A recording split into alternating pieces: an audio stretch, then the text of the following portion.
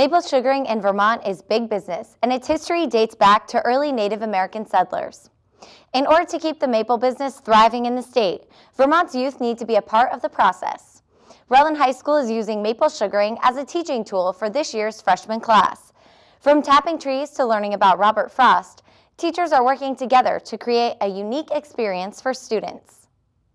Steam rises from a small boiling operation set up behind the high school. Before boiling began, Rutland freshmen got their feet wet, literally, learning the proper way to tap trees, collect sap, and record data. In science class, we are going outside, right around the campus, out behind Stafford, and there's a couple trees on the entryway. When you came in, you might have seen them when you drove in. And so we've tapped about 40 different trees, and we're collecting sap, and our focus question this year, because the kids came up with it, is does the diameter of the tree influence the amount of sap that flows from them? So we're going to use the scientific method to try and answer that question and figure out, is there an ideal diameter for a tree to maximize the amount of sap that you can collect from the tree. Erica Wallstrom and Mike Standard, two science teachers, are also using the unit to teach their students more than just what's coming out of the maple trees. We're testing the soil in each region that we're tapping trees in for 5 different aspects of soil quality. One of them would be, for example, salinization, which is salt content. And the thing that we found last year when we did those tests in class during this program was that the trees that had the most salt pollution, usually the ones near the parking lot and the main entrance and some of the neighborhood trees, the soil at those trees had a high salt content, and it also had less flow than a tree of comparative size and species. The Maple Sugaring Unit is an interdisciplinary project. English, math, social studies, and science classes all dedicate a week to teach about the iconic process. In math, students are using Google Earth to map where the trees they tap are. English students are reading Robert Frost and writing their own poetry.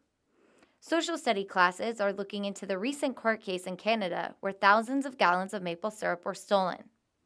Science classes are learning everything from flow rate to our area's boiling point, even hands-on lessons one can use for life that they would never experience sitting inside a classroom. Some of the practical life skills and things that you can only get through experience, they don't have a lot of.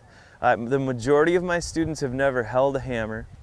The majority of my students, it's a big thing for them to be walking through the woods down a trail.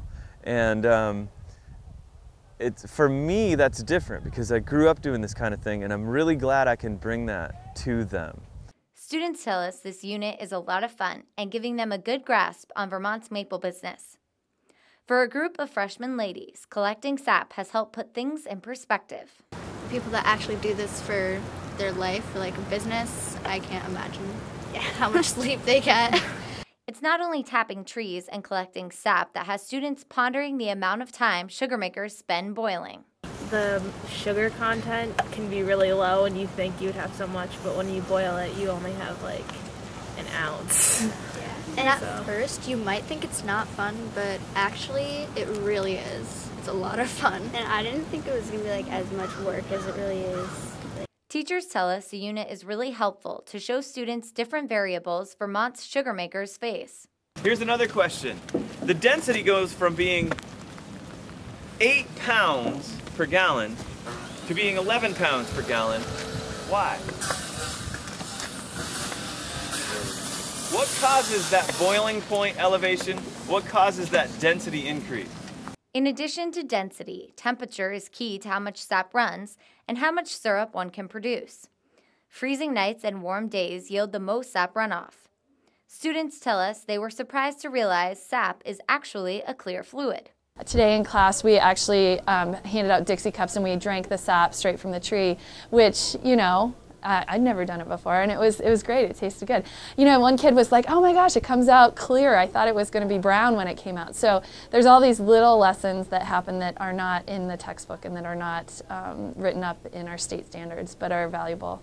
RHS plans to continue the maple sugaring unit for many years to come, and hope in the long term the information students collect can be used for a bigger project about different variables over a longer period of time.